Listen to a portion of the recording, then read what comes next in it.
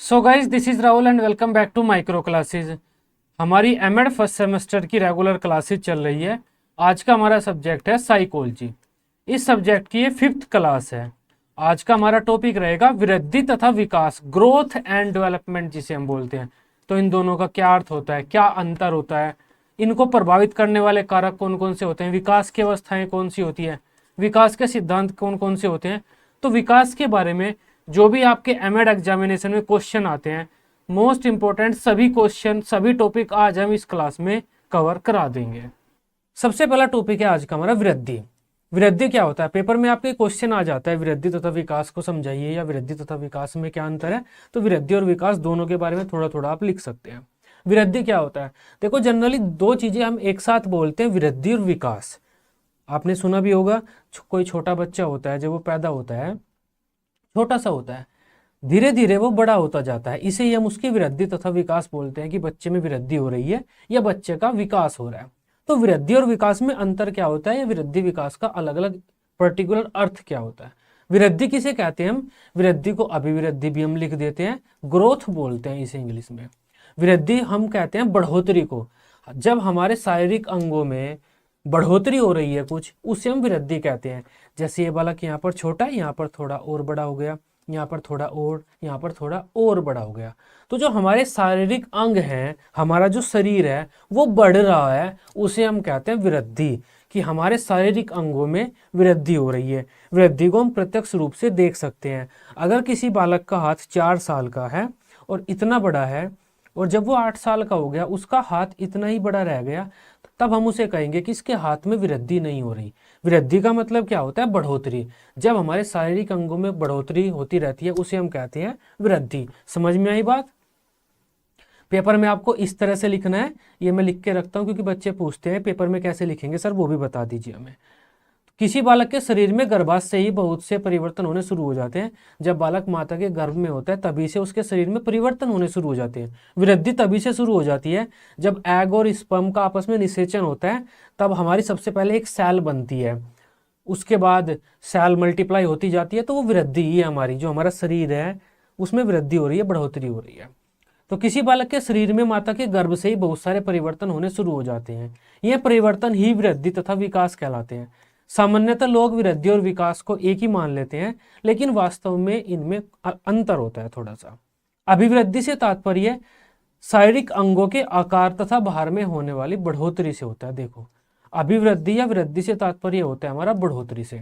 मानव के शरीर में बाह्य तथा आंतरिक अलग अलग अंग होते हैं। हमारे शरीर में अंदर भी कुछ अंग है, लीवर, गुर्दा, फेफड़ा वगैरह हो गया हमारा।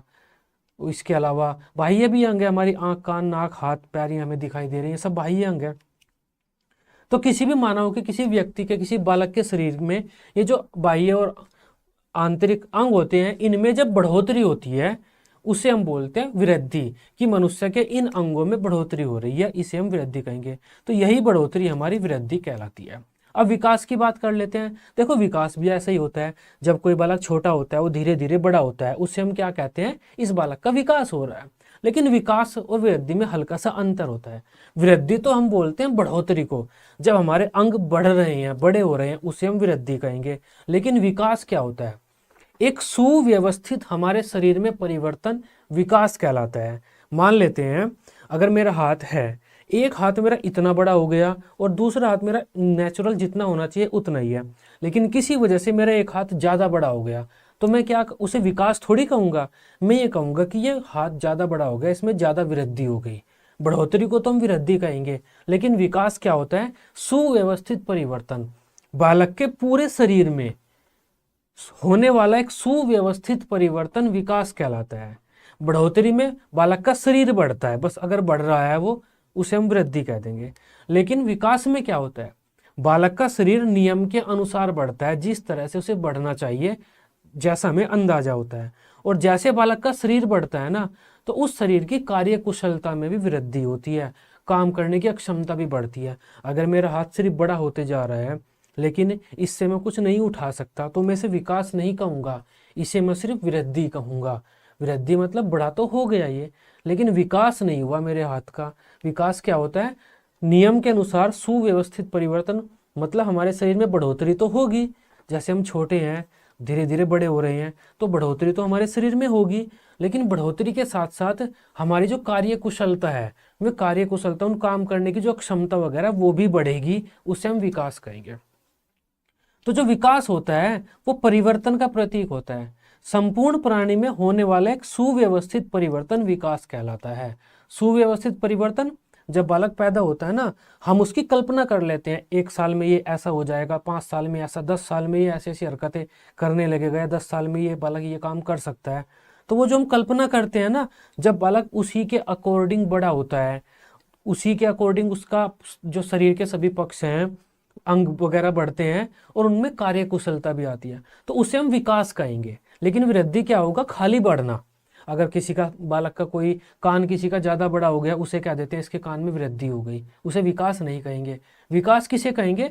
नियम के अनुसार, जिस आयु में जितना बढ़ना चाहिए बालक का शारीरिक अंग उतना ही बढ़ा है, और जितना शारीरिक अंग बालक का बढ़ा है ना, उसकी कार्य कुशलता में भी वृद्धि आई है, कार्य करने की क्षमता भी उस बालक की बढ़ी है। ऐसा नहीं है कि शारीरिक अंग तो बढ़ गया लेकिन कार्य कुशलता में उसकी कोई वृद्धि नहीं हुई। तो ये होता है हमारा वृद्धि तथा विकास। तो मानव के संपूर्ण शरीर में होने वाला एक सुव्यवस्थित परिवर्तन, जिसकी हम कल्पना कर सकते हैं, विकास कहलाता है। वृद्धि जो होता है ना, वो विकास का ही एक हिस्सा होता है। जहाँ सिर्फ शारीरिक पक्ष में होने वाली बढ़ोतरी को हम वृद्धि कह देते हैं, लेकिन जो हमारा विकास होता है वो बहुत व्यापक होता है। विकास हमारा शारीरिक, सामाजिक, भाषाई आदि होता है। देखो, हमारे विकास में हमारे शरीर में तो बढ़ोतरी होती ही होती है, लेकिन शारीरिक हमारी जो कार्य कुशलता है उसमें बढ़ोतरी होती है। हमारा संवेगात्मक विकास होता है, संवेगों पर, रोने पर, हंसने पर नियंत्रण होता है। हमारी बुद्धि कार्य करने की क्षमता बढ़ती है। समाज में भी हम मेल जोल बनाना शुरू कर देते हैं।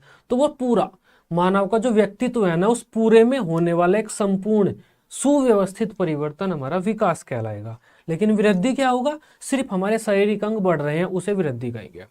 तो बालक के शारीरिक अंगों में बढ़ोतरी के साथ साथ उनकी कार्य कुशलता में भी जब बढ़ोतरी होती है, उसे हम विकास कह देते हैं। अतः मानव विकास एक निरंतर तथा प्रगतिशील प्रक्रिया है, जिसके द्वारा व्यक्ति के सभी पक्षों में मात्रात्मक और गुणात्मक वृद्धि होती है तथा उसकी कार्य प्रणाली में भी सुधार आता है। तो समझे, विकास और वृद्धि क्या होता है? मात्रात्मक का मतलब होता है कोई शारीरिक किसी के आकार में वृद्धि होना। गुणात्मक का मतलब होता है उसमें गुण भी आना, कार्य कुशलता। तो मात्रात्मक और गुणात्मक दोनों चीजें होती हैं विकास में। देखो, विकास का एक छोटा सा हिस्सा कह देते हैं हम वृद्धि। अब विकास किसे कहेंगे हम? बालक छोटे से बड़ा हो रहा है, जैसे जैसे वो बड़ा हो रहा है ना, ऐसे ऐसे उसमें उसकी जो कार्य करने की क्षमता है वो भी बढ़ रही है, उसमें नए नए गुण आ रहे हैं, सामाजिकता भी वो सीख रहा है, भाषा बोलने भी सीख रहा है, बुद्धि में का भी उसके विकास हो रहा है, बुद्धि भी उसकी बढ़ रही है, नई नई चीजें अपनी बुद्धि में भी सीख रहा है। तो वो जो पूरा उसके पूरे शरीर में एक सुव्यवस्थित परिवर्तन जो होता है, उससे हम विकास कहेंगे। अगर किसी बालक की हाइट रुक गई और उसकी जो बुद्धि है उसका विकास भी पूरा नहीं हो रहा, कम होकर रुक गया, उसे हम विकास नहीं कहेंगे, उसे कहेंगे कि बालक का विकास पूरा नहीं हो सका, अवरुद्ध हो गया। अगर किसी बालक की बुद्धि ज़्यादा बढ़ रही है, शरीर हमारी जो खोपड़ी ज़्यादा बढ़ रही है, उसे हम खाली वृद्धि कहेंगे, विकास नहीं कहेंगे। विकास किसे कहेंगे? नियम के अनुसार एक सुव्यवस्थित परिवर्तन जिस आयु के बालक में जो होना चाहिए, जब वह हो रहा है, उसे हम विकास कहेंगे। विकास में हमारे शारीरिक अंगों में बढ़ोतरी भी होती है, साथ में वो हमारे जो कार्य कुशलता है उसमें भी बढ़ोतरी होती है, उन अंगों की काम करने की क्षमता बढ़ती है। लेकिन वृद्धि में क्या होता है? खाली हमारे शारीरिक अंगों के आकार में बढ़ोतरी होगी, उनकी कार्य कुशलता में कोई वृद्धि नहीं होगी, कोई बढ़ोतरी नहीं होगी, बस आकार बढ़ेगा। वृद्धि का मतलब आकार बढ़ने से होता है, विकास का मतलब सुव्यवस्थित परिवर्तन से होता है। एग्जामिनर जब आपका एग्जाम लेता, वो प्रैक्टिकल लेता है ना बीएड में, वो पूछ लेता है क्वेश्चन, वहां पर एक लाइन बोलनी होती है कि वृद्धि का मतलब तो सामान्य रूप से शारीरिक अंगों की बढ़ोतरी से होता है, विकास का मतलब हमारे शरीर के सभी पक्षों में होने वाला एक सुव्यवस्थित परिवर्तन होता है। आई होप आप समझ गए होंगे विकास क्या होता है। बाकी जब बाद में लाइव क्लासेस वगैरह हम लेंगे ना एग्जाम के टाइम पर, तब आपसे पूछता हुआ चलूंगा मैं ये चीजें क्या होती हैं। विकास के आयाम या विकास के क्षेत्र या विकास के प्रकार कुछ भी आपके पेपर वाला पूछ सकता है आपसे। तो विकास के आयाम क्या होते हैं? हमारे शरीर के काफी सारे ऐसे पक्ष होते हैं जिनमें हम अपने विकास को देख सकते हैं। जैसे हमारा शरीर है, अगर हमारा शरीर बढ़ रहा है और उसके कार्य करने की क्षमता भी बढ़ रही है, उसे हम शारीरिक विकास कह देंगे। अगर हमारी बुद्धि बढ़ रही है, बुद्धि में नई नई चीजें हम सोच रहे हैं, उसे हम अपना बौद्धिक विकास कह देंगे। तो हमारे शरीर में काफी सारे ऐसे पक्ष होते हैं जिनमें हम प्रत्यक्ष रूप से विकास को देख सकते हैं। उन पक्षों को ही हम विकास के पक्ष, विकास के आयाम या विकास के क्षेत्र या विकास के प्रकार कुछ भी कह देते हैं। अलग अलग नामों से आपका पेपर वाला क्वेश्चन पूछता है, आंसर सेम ही है, ध्यान रखना। तो विकास के आयाम कौन कौन से होते हैं? विकास के काफी सारे आयाम होते हैं। इंपॉर्टेंट मैंने यहाँ पर कुछ लिखे हुए हैं। पेपर वाला अगर आपसे पूछता है ना, तो ऐसे हेडिंग बनाना, लॉन्ग में आता है तो आप हेडिंग बनाकर लिख सकते हैं, शॉर्ट में आता है तो पॉइंट बनाकर आप लिख सकते हैं। खाली एक दो ऐसे पेपर में ऐसे एक दो पॉइंट बनाकर आप लिख देना। लॉन्ग में आता है तो इनकी हेडिंग बनाकर आपको 3-4-5 लाइनों में एक्सप्लेन करना पड़ेगा। सबसे पहला शारीरिक विकास। अब शारीरिक विकास क्या होता है? जब हमारे शारीरिक अंगों में बढ़ोतरी होती है, हमारा शरीर बढ़ रहा है, साथ में हमारे शारीरिक अंगों की काम करने की क्षमता भी बढ़ रही है। छोटा बालक 2 किलो पैकेट उठा सकता है, थोड़ा बड़ा होने के बाद वो 10 किलो का पैकेट उठा सकता है। मतलब क्या हुआ? उसका शरीर बढ़ रहा है। जो शरीर बढ़ता है ना हमारा, उसे हम शारीरिक विकास कहते हैं। और आम भाषा में हम शारीरिक विकास को वृद्धि कह देते हैं। खाली ध्यान रखना, वृद्धि जो होता है खाली शारीरिक विकास से संबंधित होती है। नेक्स्ट है हमारा मानसिक विकास। अब मानसिक विकास क्या होता है? जब हमारी बुद्धि बढ़ती है। छोटा बच्चा ज्यादा कुछ सोच नहीं पाता, बस मूंगफली मिल गई, उसे बादाम मिल गया, मम्मी ने पिटाई लगाई, ये चीजें सोचता रहता है, या मेरी गुड़िया उसने चुरा ली। छोटा बच्चा यही तो सोचता है। लेकिन बड़ा होने के बाद वो पूरा सोचना शुरू कर देता है, मूवीज के बारे में, अपने फ्यूचर के बारे में, नई नई किताबें क्या कौन कौन सी आई हैं उन पर डिस्कशन करना शुरू कर देता है। बुद्धि का विकास हो जाता है ना, ये उसकी बुद्धि विकास होता है, मानसिक विकास होता है। इसे हम संज्ञानात्मक विकास भी बोल देते हैं। कई जगह पर आपको संज्ञानात्मक विकास भी देखने के लिए मिलेगा। इसका नाम संज्ञानात्मक विकास। ध्यान रखना, बौद्धिक विकास, संज्ञानात्मक विकास और मानसिक विकास एक ही होता है। नेक्स्ट है हमारा संवेगात्मक विकास, इमोशनल डेवलपमेंट। इमोशंस, जो हमारे इमोशंस होते हैं ना, जब हम उन पर कंट्रोल करना सीखते हैं उसे संवेगात्मक विकास बोलते हैं। छोटा बच्चा जल्दी रो पड़ता है, जल्दी उदास हो जाता है, लेकिन बड़ा होने के बाद हम रोना जल्दी, ना तो अचानक से रोते, अचानक से ना हंसते, थोड़ा सीरियस होते हैं। ये हमारा संवेगात्मक विकास हो जाता है जब हम अपने संवेगों पर, ईर्ष्या, दुख, क्रोध, जेलसी, जो ये चीजें होती हैं, हमारे इमोशंस जो होते हैं, इन इमोशंस पर कंट्रोल करना हम किसके द्वारा सीखते हैं? संवेगात्मक विकास के द्वारा सीखते हैं। नेक्स्ट है सामाजिक विकास। जो बालक होते हैं समाज में जैसे जैसे बड़े होते हैं ना, वे घुलना मिलना सीखते हैं, दूसरों के साथ बातचीत करना सीखते हैं, वो उनका सामाजिक विकास होता है। कुछ बच्चों का सामाजिक विकास बेहतर हो जाता है, वे नेता वगैरह बन जाते हैं। कुछ बच्चों का सामाजिक विकास बेहतर नहीं हो पाता, तो वे इंट्रोवर्ट होते हैं, घर में ही ज्यादा रहते हैं, बाहर ज्यादा घुलना मिलना पसंद नहीं करते। तो सामाजिक विकास ये होता है लोगों के साथ घुलना मिलना, अपने समाज का एक महत्वपूर्ण नागरिक बनना, समाज की मान्यताओं के अनुसार अपने जीवन को व्यतीत करना। दूसरा होता है नैतिक विकास। नैतिक विकास भी एक तरह से सामाजिक विकास के जैसा ही होता है। नैतिक विकास क्या होता है? हमारे अंदर सही गलत का जो निर्णय लेने की एक क्षमता होती है, उसे हम बोलते हैं नैतिक विकास। छोटा बच्चा जो होता है वो बस अपने खाने पीने के बारे में सोचता है, और खाने पीने से संबंधित वो सही गलत के निर्णय ले लेता है। छोटे बच्चे के सामने अगर कोई चीज रखी हुई है खाने की, तो ये नहीं सोचता कि चोरी करना पाप है, बस वो उठाएगा और खा लेगा, ही मैंने खा ली। ये क्या है? उस बच्चे की एक सही गलत में निर्णय लेने की क्षमता है कि वो खाने को बड़ा रख रहा है।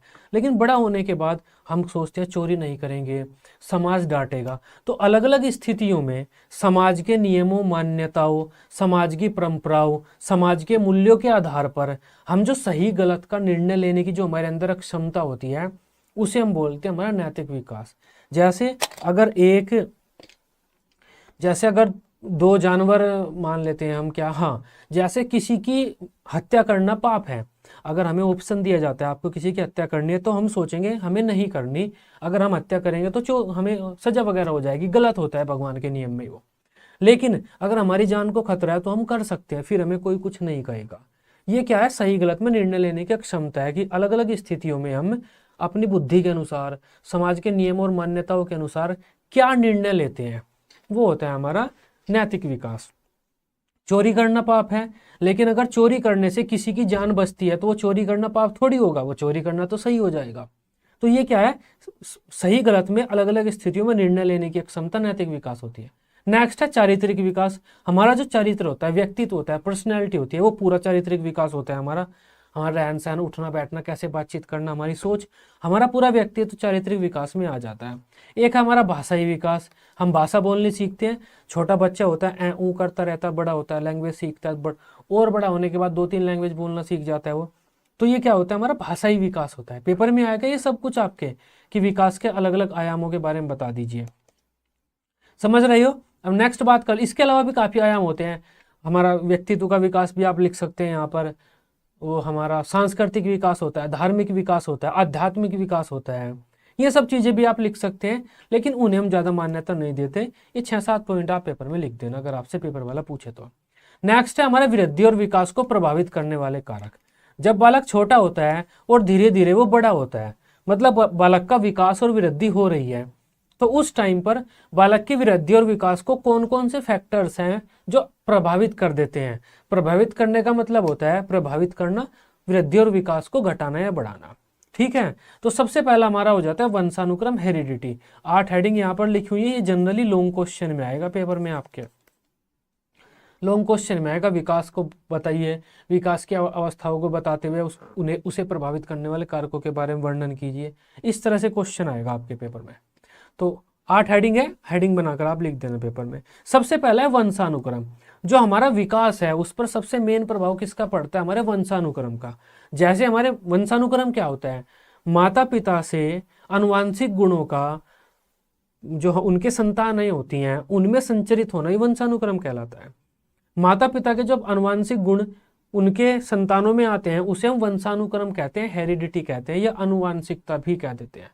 वंशानुक्रम, आनुवांशिकता क्या होता है, माता पिता से गुण हमारे अंदर आ रहे हैं, तो जिस तरह के हमारे माता पिता हैं वैसे ही हम भी होंगे। माता पिता अगर हमारे लंबे हैं हम भी लंबे होंगे, माता पिता अगर इंटेलिजेंट है तो हम भी इंटेलिजेंट होंगे, माता पिता अगर हमारे इंट्रोवर्ट हैं तो हम भी इंट्रोवर्ट होंगे। जनरली माता पिता के गुण आते हैं ज़्यादातर, लेकिन हमारे किसी भी पूर्वज के गुण हम में आ सकते हैं। हमारी माता के जो मामा वगैरह हैं, हमारे उनका जो परिवार है, और हमारे जो पिता का पूर्वज है, दोनों में से किसी के भी गुण हमारे अंदर आ सकते हैं। वो हमारा आनुवांशिकता कहलाता है। अगर हमारे माता पिता की हाइट कम है तो हमारी भी हाइट कम ही रह जाएगी, चाहे हम कितने प्रोटीन वगैरह खाएं, उतनी लंबी नहीं होगी जितनी उस बालक की हो जाएगी जिसके माता पिता की हाइट ज़्यादा है। समझ रहे हो। तो आनुवांशिक गुणों का प्रभाव पड़ता है। जो बीमारी हमारे माता पिता में है वो हम में भी आने की वो रहते हैं, चांसेस रहते हैं। नेक्स्ट है हमारा वातावरण, एनवायरनमेंट।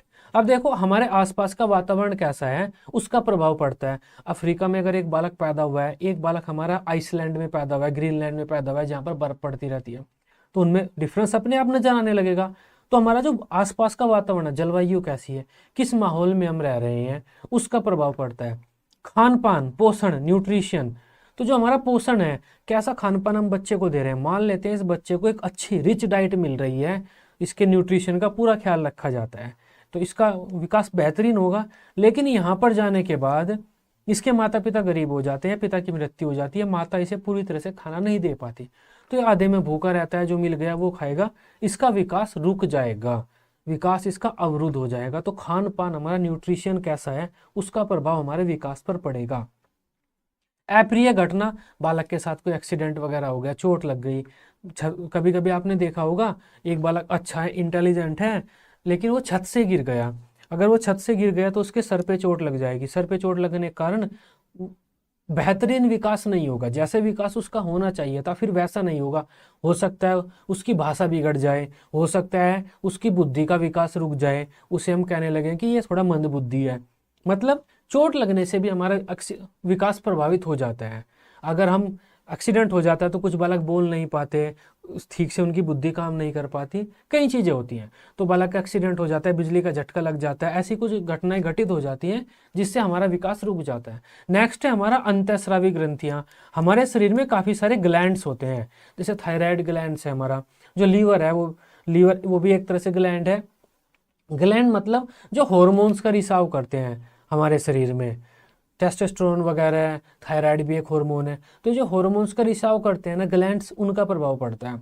अगर ये ज़्यादा करने लगे तो भी हमारा जो शरीर का विकास है उसको प्रभावित करेंगे। अगर ये हार्मोन्स का रिसाव करना बंद कर दें तो भी प्रभावित करेंगे। जैसे हमारे आँखों से आंसू आते हैं ना, तो वो भी हमारी अश्रु ग्रंथि होती है, अश्रु ग्लैंड होता है, आंसू रिलीज करता है। अगर हमारी वो अश्रु जो ग्रंथि है, आंसू रिलीज करना बंद कर दे, हमारी आंखें खुश्क रहने लगेंगी, लाल लाल हो जाएंगी हमारी आंखें, मतलब हमारे विकास पर प्रभावित कर दिया इसने, हमारा विकास प्रभावित हो गया। तो हमारे शरीर में जो ग्लैंड्स है ना, वे भी हमारे विकास को प्रभावित करते हैं। नेक्स्ट है हमारा सेक्स। अब देखो लिंग, जेंडर, सेक्स लिख सकते हैं हम यहाँ पर, जेंडर तो सोशल उस कैटेगरी में आ जाता है। तो जो हमारा जेंडर होता है, लड़का है या लड़की है, उससे भी विकास पर प्रभाव पड़ता है हमारा। जो लड़कियां होती हैं उनका विकास तेजी से होता है शुरुआत में, लेकिन लड़कों का विकास संगठित अधिक होता है। लड़के शुरू में छोटे ही रहते हैं, वहीं पर कहते हैं कि लड़कों का विकास गठित होता है। लड़कों की हाइट वगैरह, उनका जो विकास होगा थोड़ा टीन एज में जाने के बाद ज़्यादा होगा। लड़कियां शुरुआत में जल्दी बढ़ती हैं, टीन एज तक 13-14 साल की जब लड़की हो जाती है, तुरंत उसे ऐसे बोलते हैं कि ये देखो शादी की लगने लगी अभी, और ये है, इसकी उम्र भी इतनी है लड़के की, ये छोटा सा लगता है इससे। लेकिन थोड़े टाइम बाद, 5-6 साल बाद हम देखते हैं वो लड़का अपनी बहन से भी ऊपर निकल जाता है। तो लड़कियों का जो विकास होता है ना, शुरुआत में तेजी से होता है, लड़कों का थोड़ा बाद में तेजी से होता है। लड़कियां जल्दी बड़ी होती हैं, इसका प्रभाव भी पड़ता है। दूसरा, जो लड़कियां होती हैं वे इमोशनल ज़्यादा होती हैं, लड़के इमोशनल नहीं होते, वे लॉजिकल थिंकर ज़्यादा होते हैं। चीज़ों में वे लॉजिक ढूंढते हैं और उसका सॉल्यूशन ढूंढने वाले होते हैं, लेकिन लड़कियां हर चीज़ों से इमोशनली जुड़ना चाहती हैं। नेक्स्ट हमारा जन्म क्रम।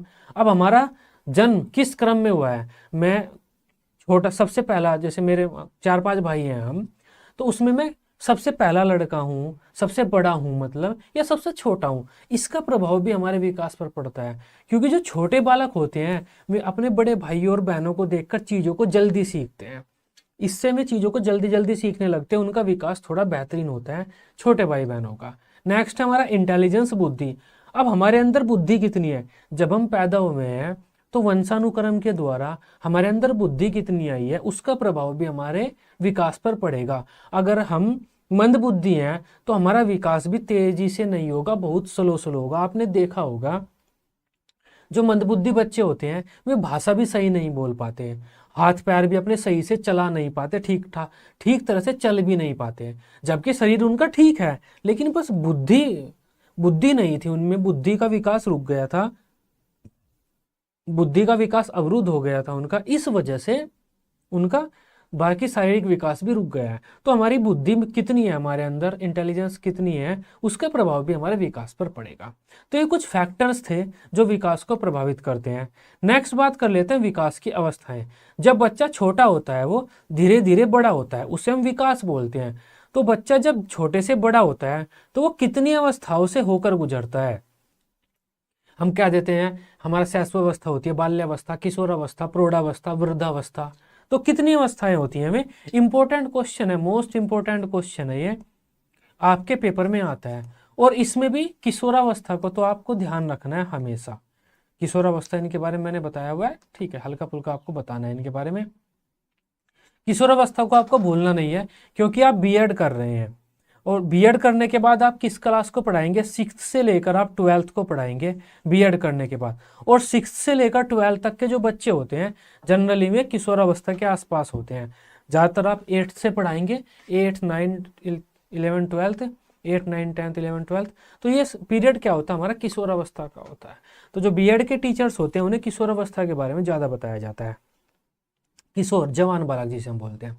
अब देखो हमारे विकास की जो अवस्थाएं हैं उन्हें अलग अलग मनोवैज्ञानिकों ने अलग अलग भागों में बांटा है, सब ने अलग बांटा है। आप नेट पर सर्च करना, अलग अलग बुक में देखना, सब जगह अलग अलग लिखा हुआ है, गलत कुछ भी नहीं है, क्योंकि अलग अलग मनोवैज्ञानिकों की अलग अलग सोच है। लेकिन जो एक सर्वमान्य जो हमारा वर्गीकरण है वो ये है। सबसे पहली गर्भावस्था। गर्भावस्था मतलब जब बालक माता के गर्भ में रहता है, जन्म लेने से पहले। दूसरी शैशवावस्था। शैशवावस्था इन्फेंसी मतलब जब बालक छोटा होता है, माता पिता के आसपास रहता है। तो शैशवावस्था को 0 से 6 वर्षों तक हम मानते हैं, कहीं कहीं पर 0 से 2 भी मिलेगा आपको। सीटेट में आप जब पढ़ोगे तो सीटेट में 0 से 2 मिलेगा शैशवावस्था। अलग अलग मनोवैज्ञानिकों ने अलग अलग कहा है, वो हम पहले ही बता चुका हूं मैं आपको। उसके बाद आती है बाल्यावस्था। बाल्यावस्था 6 से हमारी 12 वर्षों तक रहती है। किशोरावस्था 12 से 18 वर्षों तक रहती है, एडोलेसेंस। इसे हम टीन एज भी बोलते हैं, टीन एज, 13, 14, 15, तो वो टीन एज होता है ये। प्रौढ़ावस्था एडल्टहुड, प्रौढ़ावस्था मतलब जवान हो गए हम। वृद्धावस्था अब बूढ़े हो गए हैं। इनके बारे में थोड़ा थोड़ा सा आपको पेपर में लिख देना है। पेपर वाला आपसे विकास की अवस्थाओं के बारे में अगर पूछता है, सबसे पहली गर्भावस्था। गर्भावस्था वो होती है प्रेगनेंसी पीरियड, जब माता गर्भ में होती है। तो माता बालक गर्भ में होता है, माता प्रेग्नेंट होती है, माता गर्भ में नहीं होती है, बालक माता के गर्भ में होता है। तो गर्भावस्था, जैसे स्पर्म और एग आपस में मिलते हैं ना, निषेचन बोलते हैं जिसे, वो कंसेप्शन बोलते हैं इंग्लिश में। तो निषेचन प्रक्रिया से ही हमारी गर्भावस्था की शुरुआत हो जाती है, और जब तक बालक का जन्म नहीं होता तब तक गर्भावस्था बनी रहती है। तो गर्भावस्था का पीरियड हमारा कितना होता है? 9 महीने का होता है। 9 महीने का होता है गर्भावस्था का पीरियड, समझे। और गर्भावस्था में सबसे पहले हमारा क्या बनता है? सर बनता है, शरीर। पहले सर बनेगा और धीरे धीरे फिर ऐसे धड़ बनता हुआ पैर बनेंगे, और उसके जैसे धीरे धीरे जैसे जैसे हमारे धड़ बनेगा और पैर की तरफ बढ़ेंगे, उसी टाइम पर धीरे धीरे हमारे ये हाथों का विकास होना शुरू हो जाता है। तो सबसे पहले सर बनता है। और गर्भावस्था में बालक पर सबसे ज्यादा प्रभाव किस चीज का पड़ता है? वो पड़ता है माता पिता के खाने का। सॉरी, माता के, पिता के खाने का तो क्या ही पड़ेगा, पिता तो ऐसे ही होते हैं फालतू में। माता के खाने का प्रभाव पड़ता है। माता क्या खाएगी? दारू पिएगी, तंबाकू खाएगी। माता क्या खाएगी? वो डायरेक्ट प्रभाव उसके बालक पर पड़ेगा। प्लेसेंटा होती है, प्लेसेंटा फिल्टर करती है, लेकिन कितना फिल्टर करेगी वो भी,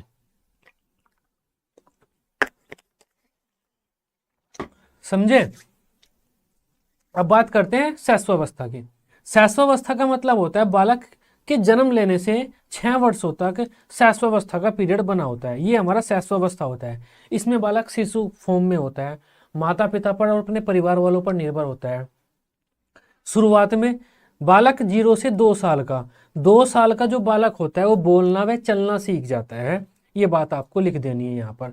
2 साल का बालक बोलना व चलना सीख जाता है। तो 2 से 6 वर्षों तक बालक समाज में ज्यादा रहता है, आस पड़ोस में। और 0 से 2 वर्षों तक बालक माता पिता के पास ज्यादा रहता है, माता के और घर वालों के अपने गोद में रहता है। इसी वजह से हम कभी कभी क्या करते हैं, शैशवावस्था को 0 से 2 का मान लेते हैं, क्योंकि ये दोनों फेज में बालक अलग अलग रहता है। पेपर में आपको क्या लिखना है? शैशवावस्था 0 से 6 वर्षों की आयु होती है। बालक माता पिता के पर निर्भर रहता है, पूर्ण रूप से अपने परिवारजनों पर निर्भर रहता है, उनके अनुसार चलता है। माता पिता उसे निर्देश देते हैं, माता पिता बालक का ध्यान रखते हैं। विद्यालय वगैरह में बालक नहीं जाता, ज्यादा से ज्यादा प्री स्कूल में हम भेज सकते हैं, लेकिन प्री स्कूल में बालक को नॉलेज नहीं दी जाती, बस उसे खेलना सिखाया जाता है। थोड़े थोड़े लेटर बनाने सिखाएंगे, बालक को खेल ही खिलाते हैं प्री स्कूल में भी। तो विद्यालय वगैरह में नहीं जाता है बालक।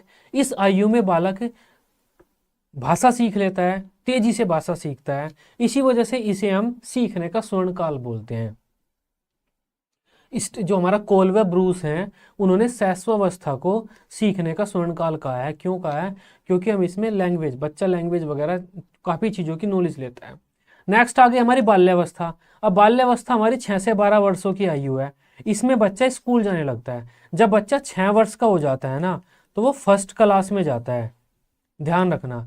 तो ये स्कूल एज है। इस अवस्था में बच्चे बाहर जाते हैं, दोस्त बनाते हैं, अपने घुलते मिलते हैं, स्कूल में नई नई नॉलेज सीखते हैं, नया नया ज्ञान सीख प्राप्त करते हैं। इस एज में बच्चों को चीजें सीखना ज्यादा पसंद होता है, विद्यालय में दोस्त वगैरह बनाना पसंद होता है। नेक्स्ट है हमारा किशोरावस्था। किशोरावस्था ये वाली होती है हमारी फोटो खींचने वाली अवस्था। इस अवस्था में जो बच्चे होते हैं 12 से 18 वर्ष की आयु में रहते हैं, टीन एज होते हैं, वे जवान हो जाते हैं। किशोरावस्था हमारी जो जवानी होती है, हम वयस्क बनने और बाल्यावस्था के बीच की आयु है। जो किशोर होते हैं वे कंफ्यूज बहुत रहते हैं, किशोर। अब देखो, ये न तो पूरे हमारे वयस्क बने हैं कि जिम्मेदारी उठा लें अपनी पूरी, या दूसरों की जिम्मेदारी उठा लें। अब न ये बालक रह गए हैं कि दूसरों से पूछ पूछ कर काम करें।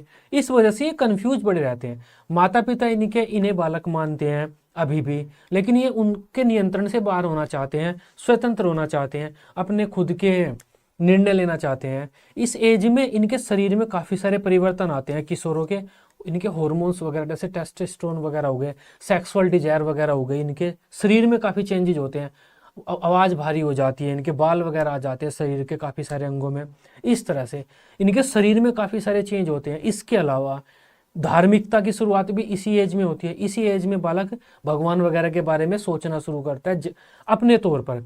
इससे पहले तो बच्चे माता पिता के कहे हुए अनुसार कार्य करते हैं, लेकिन यहाँ पर बच्चे अमूर्त रूप से खुद सोचते हैं भगवान है भी नहीं भी है, तर्क वितर्क करते हैं। इसके अलावा इस एज में बच्चों को अपने फ्यूचर के बारे में भी सोचना पड़ता है, हम क्या करेंगे, 12th के बाद हमें क्या करना है, क्या बनना है अपने स्कूलिंग के बाद।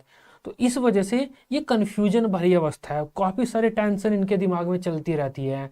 ये अपने ग्रुप बनाना चाहते हैं, अपना एक खुद का ग्रुप रखना चाहते हैं और उस ग्रुप को अपने घर वालों से ऊपर मानते हैं। कभी कभी आपने देखा होगा जो किशोर होते हैं वे अपने माता पिता से लड़ने लगते हैं अपने दोस्तों के लिए, तूने मेरे दोस्त के बारे में ऐसा कैसे बोल दिया, कि ये अपने पिता को कहने लगते हैं मेरा दोस्त घर पे आया था, तुमने क्या दिया, तुम तो आवारा हो, ऐसे घूमते रहते हो, ये नहीं पता कोई दूसरा आदमी घर आ रहा है, वगैरह वगैरह लड़ने लगते हैं। तो इस एज में बच्चे अपने घर वालों से ज़्यादा अपने ग्रुप को मानते हैं। तो इस वजह से इनके दिमाग में काफ़ी सारी टेंशन चलती रहती है, शरीर में हार्मोन्स बदलाव हो रहे हैं, धार्मिकता की भावना का विकास हो रहा है, इसके अलावा फ्यूचर में क्या करना है वो सब कुछ इनके दिमाग में चल रहा है। इसी वजह से इस अवस्था को स्टैनले हॉल ने तनाव तूफान की अवस्था कहा है। अभी जो स्टेटमेंट है मैं लिख नहीं रहा यहाँ पर, स्टैनले हॉल, जैसे आपका स्टैनले हॉल, स्टैनले हॉल ने कहा है ये कि किशोर अवस्था तनाव तूफान की अवस्था होती है। ये आपके पेपर में नहीं पूछा जाता। जो बीएड की यूनिवर्सिटी है जो वेरी शॉर्ट क्वेश्चन पूछती हैं वे पूछती हैं ये क्वेश्चन, आपके वाली नहीं पूछेंगे। हरियाणा की जो मेन ज़्यादातर यूनिवर्सिटी वेरी शॉर्ट नहीं पूछती। समझ में आई बात? तो किशोर अवस्था ये होती है। उसके बाद हमारी प्रौढ़ावस्था आ गई। प्रौढ़ावस्था में बालक नौकरी वगैरह के बारे में सोचता है, कुछ हायर एजुकेशन अपनी कर लेगा लेकिन वो नौकरी के पर्सपेक्टिव से करेगा, ये नौकरी करनी है, अपनी जिम्मेदारियों को समझते हैं, अपना गृहस्थ जीवन बसाते हैं, विवाह वगैरह करते हैं, दूसरे अपने जो अट्रैक्शन उनका जिन लड़के लड़कियों के लिए होता है उनके साथ रहना शुरू कर देते हैं, शादी वगैरह करते हैं, बच्चे पैदा करते हैं। तो एक गृहस्थ जीवन, एक जिम्मेदार जीवन बिताते हैं वे।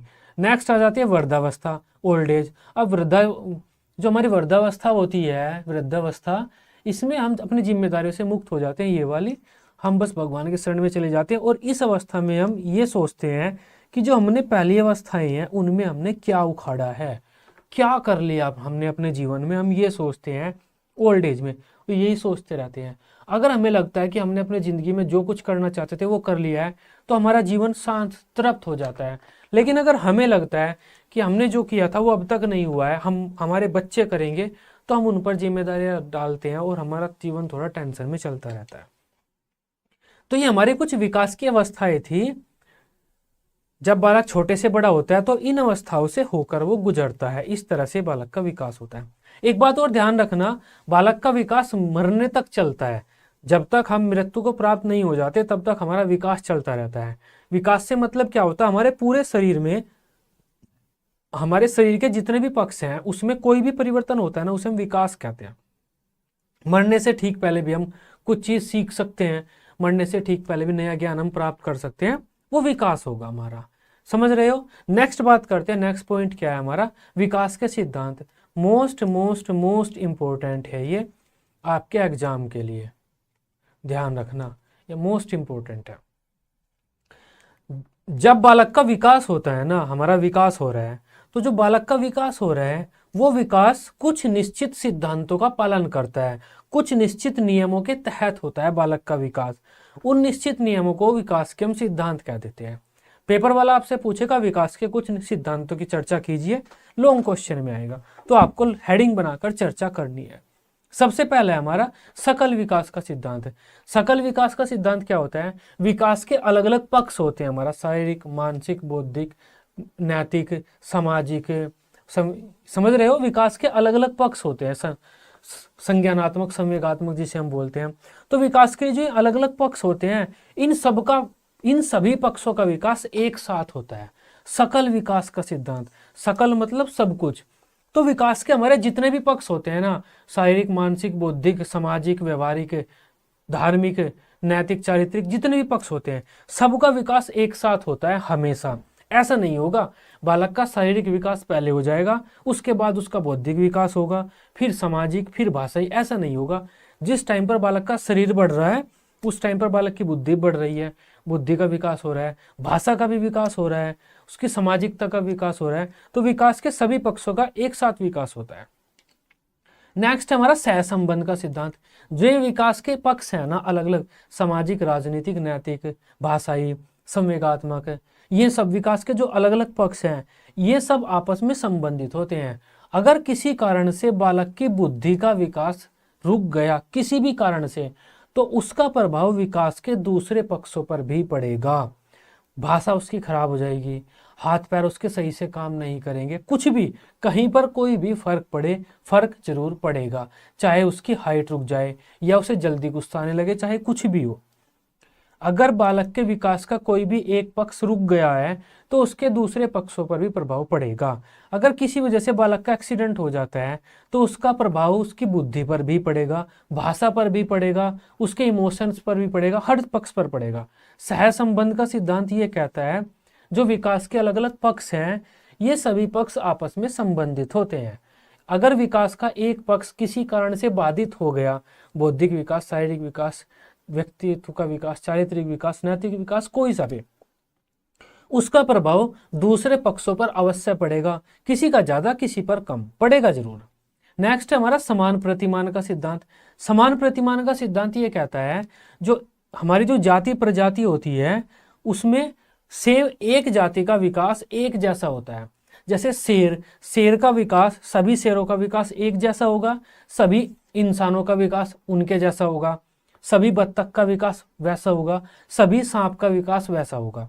तो जो हमारी जाति होती है ना, एक जाति हमारी जो जातियां प्रजातियां होती हैं, स्पेसीज हमारी जो होती हैं, एक जाति के सभी जो उनके जीव होते हैं विकास में समानता होती है। अगर हम ये देखने लगे कि शेर का विकास और बत्तख के विकास में इतना अलग अंतर क्यों है, बत्तख तो अंडे में से निकल रही है, शेर का तो जो का तो बच्चा निकल रहा है, इंसान का बच्चा 2 साल में चलना सीख रहा है, वहीं पर एक जो गाय का बच्चा है वो उसी दिन चलने लगता है जिस दिन वो पैदा होता है। ये क्यों है? ये इस वजह से है कि समान प्रतिमान का सिद्धांत होता है विकास में। एक जाति के विकास में समानता होती है, जो अलग अलग जातियों का विकास होता है ना वो अलग होता है। समान प्रतिमान, एक जाति प्रजाति के विकास में समानता देखने को मिलती है हमें। नेक्स्ट हमारा व्यक्तिगत विभिन्नता का सिद्धांत। अब देखो समान प्रतिमान का सिद्धांत तो ये कहता है कि एक जाति के विकास में समानता होगी, मतलब सभी इंसानों का विकास एक जैसा ही होगा। लेकिन साथ में व्यक्तिगत विभिन्नता का भी सिद्धांत है विकास में। व्यक्तिगत विभिन्नता का सिद्धांत ये कहता है कि हो सकता है कि सभी इंसानों का विकास या एक जाति के सभी जीवों का विकास एक जैसा हो, लेकिन वो बिल्कुल एक जैसा नहीं हो सकता, कुछ ना कुछ अंतर उसमें जरूर होगा। हर बालक एक जैसे नहीं होते, सब बालकों के विकास में कुछ ना कुछ अंतर होता है। कोई तोतला बोलता है, कोई नहीं बोलता, किसी की लंबाई जल्दी बढ़ जाती है, किसी की नहीं बढ़ती, किसी बालक की हाइट जाकर 17-18 साल की उम्र में बढ़ती है, किसी की शुरुआत में बढ़ जाती है, किसी की आवाज शुरुआत में पतली होती है, किसी की शुरुआत में भारी होती है। तो व्यक्तिगत विभिन्नता का सिद्धांत तो ये कहता है कि हर बालक के विकास में अंतर होता है, बिल्कुल एक जैसा विकास नहीं होता। समान प्रतिमान का सिद्धांत क्या कहता है? एक जाति प्रजाति के विकास के सभी जीवों में समानता देखने को मिलती है। अब व्यक्तिगत विभिन्नता का सिद्धांत यह कहता है कि हो सकता है कि समानता हो, इंसान के सभी बालकों के विकास में हो सकता है समानता हो, सिमिलर हो सकता है, एग्जैक्ट सेम नहीं हो सकता, कभी भी चेंज होगा, कुछ ना कुछ अंतर होगा। नेक्स्ट हमारा निरंतर विकास का सिद्धांत। यह सिद्धांत कहता है कि विकास निरंतर होता रहता है। फ्रॉम वुम्ब टू टॉम्ब बोलते हैं इसे, जन्म से लेकर मरण तक हमारा विकास चलता रहता है। इसे हम बोलते हैं womb, WOMB, womb to tomb, TOMB। Womb बोलते हैं हम अपनी माता के गर्भ को, टॉम्ब बोलते हैं समाधि को। तो वोम टू टॉम्ब चलता रहता है हमारा विकास, गर्भ से लेकर मरण तक चलता रहता है। क्यों चलता रहता है? विकास क्या होता है? विकास होता है सीखना, कोई नई चीज सीखना। जैसे विकास हमारा इमोशनल होता है। हमारा जो शारीरिक विकास है वो 18 साल की उम्र में, हमारा जो शारीरिक विकास है वो 18 वर्ष की उम्र में पूरा हो जाता है। लेकिन पूरा विकास पूर्ण नहीं होता हमारा। शारीरिक विकास के अलावा भी तो हमारे नैतिक, चारित्रिक, धार्मिक, बौद्धिक, व्यक्तित्व, सांस्कृतिक काफी सारे विकास हैं, वे तो हमारे चलते रहते हैं ना। इसी वजह से हम कहते हैं हमारा विकास जन्म से लेकर मरण तक चलता रहता है। मरने से पहले भी तो व्यक्ति कुछ सीख सकता है, उसकी बुद्धि का विकास हो सकता है। मरने से पहले भी तो व्यक्ति अपना इमोशनली चेंज हो सकता है। पहले वो जल्दी हंसता था, अब उसने हंसना बंद कर दिया जिस दिन से मरा है, 2 दिन पहले से उसने, तो मतलब उसका विकास हो गया। तो विकास हमारा जन्म से लेकर मरण तक चलता है, विकास कभी नहीं रुकता। अगर विकास रुक गया तो समझ लो आप रुक गए। नेक्स्ट हमारा निश्चित क्रम का सिद्धांत है। अब विकास का जो क्रम होता है वो निश्चित होता है। दिशा भी है ना इसमें, स्थूल से सूक्ष्म क्रियाओं, अच्छा दिशा मैंने लास्ट में दिया हुआ है। जो निश्चित क्रम का सिद्धांत है, विकास का क्रम जो होता है निश्चित होता है। जैसे हम कहते हैं ना, बच्चा जब पैदा होता है तो पहले लेटा रहता है, उसके बाद वो घुटने के बल चलता है इस तरह से, उसके बाद वो चीज़ों का सहारा लेकर खड़ा होता है, और उसके बाद पैदल चलता है नॉर्मल, उसके बाद दौड़ता है, भागता है, यही तो होगा। मतलब विकास का क्रम निश्चित है। ऐसा नहीं होगा बालक अगर पैदा हो गया पहले वो दौड़ना सीखेगा, फिर घुटने के बल चलेगा, फिर नॉर्मल चलेगा, ऐसा नहीं है। विकास का क्रम निश्चित है, क्रियाओं का क्रम निश्चित है। बच्चा जो क्रियाएं करेगा विकास के दौरान, बच्चा पहले घुटने के बल ही चलेगा, फिर चीज़ों का सहारा लेकर ही खड़ा होगा, उसके बाद नॉर्मल चलेगा और बाद में ही दौड़ेगा, यही क्रम होता है। इसके अलावा अगर कोई बच्चा लिखना सीख रहा है, लिखने का विकास करना चाहता है अपना, तो वो बच्चा पहले पेन पकड़ना सीखेगा, फिर ऐसे गुचड़ू मुचड़ू चलाना सीखेगा, फिर गलत लेटर से लिखेगा, गलत टी बनाओ कभी ऐसे बना देगा, टी बनाओ कभी ऐसे हो जाएगा, टी टी इस तरह से, और उसके बाद वो लेटर्स बनाना सीखेगा सही, फिर वो वर्ड बनाना सीखेगा, वर्ड्स WRDS, उसके बाद सेंटेंस बनाना सीखेगा। ऐसे ही तो होगा, ऐसा थोड़ी होगा। अगर कोई बालक लिखना सीख रहा है तो पहले वो सेंटेंस लिखेगा बड़े बड़े और बाद में लेटर्स बनाने सीखेगा, ऐसा थोड़ी होगा। तो विकास का क्रम निश्चित होता है। नेक्स्ट है हमारा स्थूल से सूक्ष्म क्रियाओं का सिद्धांत है। जब बच्चों का विकास होता है ना तो पहले वे स्थूल क्रियाएं करते हैं। स्थूल का मतलब होता है हमारी बड़ी, बड़ी या इसे भारी भी बोल देते हैं, भारी, बड़ी भारी, भारी क्रियाएं पहले करते हैं बच्चे, और सूक्ष्म बारीक क्रियाएं बाद में करते हैं। जब बच्चों का विकास होता है ना तो वे बड़ी भारी क्रियाएं पहले करते हैं और सूक्ष्म मतलब बारीक क्रियाएं बाद में सीखते हैं। जैसे बच्चे का जब विकास होगा तो वो अपना हाथ, पूरा हाथ चलाना पहले सीख जाएगा, लेकिन उंगलियों पर उसके नियंत्रण बाद में आएगा। समझ रहे हो? बच्चा घुरा मारना मतलब इस कैसे बताऊं मैं आपको, स्थूल से मतलब आप समझ लो बड़ी मांसपेशी, बड़ी मांसपेशी, इसे आसान भाषा में आप ये समझ लो। सूक्ष्म से आप ये समझ लो छोटी मांसपेशी, छोटी मांसपेशी। तो बच्चों का जब विकास होता है ना तो वे बड़ी मांसपेशी का प्रयोग करना पहले सीखते हैं, छोटी मांसपेशी का प्रयोग करना बाद में सीखते हैं। हाथ का प्रयोग करना तो पूरा बालक पहले सीख लेंगे, लेकिन उनकी उंगलियों पर जो नियंत्रण आएगा वो बाद में आएगा। बच्चे की जो मसल्स थाई होती है, जांग थाई होती है ना, तो टांगों, अपनी पूरी टांगों का प्रयोग करना बच्चे पहले सीख लेंगे, लेकिन जो उनके पैरों की उंगलियां हैं उनको नियंत्रण करना वे बाद में सीखेंगे। समझ रहे हो ना? तो बच्चा बड़ी मांसपेशी पर नियंत्रण करना पहले सीख जाता है और छोटी मांसपेशी पर नियंत्रण करना बाद में सीखता है। इसे ही हम कहते हैं स्थूल से सूक्ष्म क्रियाओं का सिद्धांत। स्थूल काम मतलब बड़ी मांसपेशी से जो काम होते हैं वो बच्चा पहले करना सीख जाता है और सूक्ष्म क्रियाओं को करना बाद में सीखेगा। बच्चा चलना दौड़ना पहले सीख जाएगा, लेकिन जो हमारे पैन उंगलियों पर नियंत्रण आता है वो बाद में आएगा। नेक्स्ट हमारा निश्चित दिशा का सिद्धांत। अब विकास की दिशा भी निश्चित होती है। विकास किस दिशा में होगा? विकास की दिशा हमारी होती है सर से पैरों की तरफ और हमारा बीच से बाहर की तरफ। जब हमारा विकास होता है ना तो इस तरफ होता है, पहले सर बनता है। सर जैसे अगर कोई बालक ऐसे लेटा हुआ है, यहाँ पर मान लेते हैं कोई बालक अगर लेट गया और यहाँ पर पीछे दीवार है तो इसका सर यहाँ पर लग गया, तो जब इसका विकास होगा ना ये तो पैरों की तरफ आगे बढ़ेगा, पैरों की तरफ, सर नहीं है ऊपर जाएगा। पहले हमारा विकास जब बनता है ना तो पहले जब हमारा विकास होता है गर्भावस्था में सर बनेगा। पहले सर बनने के बाद धीरे धीरे हमारा ये रीढ़ की हड्डी जिसे हम बोलते हैं वो बनेगी, फिर धीरे धीरे हमारा ये हमारे हृदय वगैरह हाथ पैर बनेंगे। तो ऐसे सर से पैरों की तरफ चलता है हमारा विकास और अंदर से बाहर की तरफ चलता है। सर बनेगा, रीढ़ की हड्डी बनेगी, रीढ़ की हड्डी के बाद पैर वैर बनने शुरू होंगे और हाथ वगैरह बनने शुरू होंगे। तो ऊपर से नीचे, अंदर से बाहर। तो जो हमारा विकास है सर से पैरों की तरफ चलता है और मध्य से बाहर की ओर चलता है। इसे हम बोलते हैं निश्चित दिशा का सिद्धांत। समझे? तो ये विकास के कुछ सिद्धांत हैं और ये सब आपके पेपर में पूछा जाता है। नोट्स लेना चाहते हैं तो नोट्स लेने के लिए इस नंबर पर आप कांटेक्ट कर सकते हैं। ठीक है, तो ये आज की हमारी क्लास थी। आई होप इस क्लास को आप बेहतर तरीके से समझ पाए होंगे। वीडियो अच्छी लगी हो आप इसे अपने बीएड ग्रुप में दोस्तों वगैरह के साथ शेयर कर सकते हैं, जो भी आपकी यूनिवर्सिटी के बच्चे हैं जिन्हें भी आप जानते हैं। बीएड की सभी सब्जेक्ट की अपनी यूनिवर्सिटी की इसी तरह से क्लासेज लेने के लिए आप इस चैनल को सब्सक्राइब कर सकते हैं। Till then bye bye, take care.